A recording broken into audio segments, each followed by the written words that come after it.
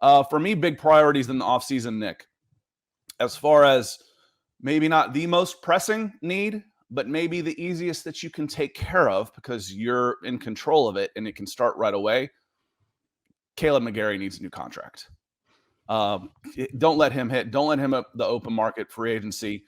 Caleb McGarry has played his way into it. Took 3 years, but you put a first-round draft pick on him. You did not pick up his fifth-year option, rightfully so.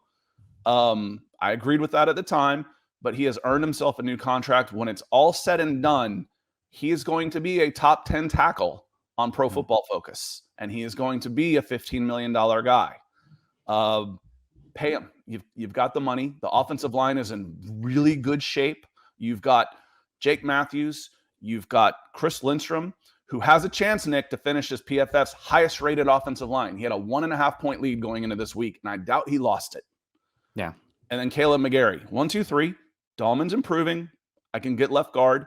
And you know, they fixed it pretty well with Eli Wilkinson for $1.2 million in free agency.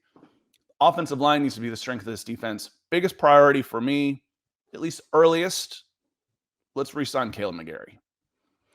Yeah, 100%. I don't disagree with you at all.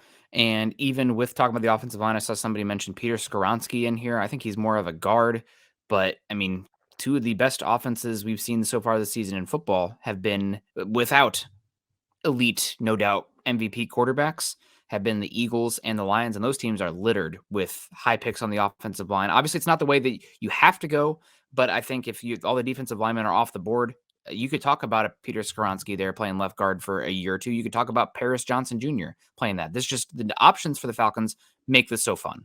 Let's say you had an elite left guard, and then Drew Dahlman either continues the ascendancy or I bring in a really good veteran to compete with him, and the center position improves next year.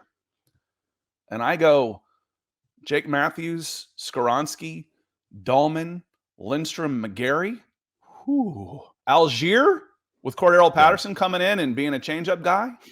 My goodness. Now we're talking offensive line, folks.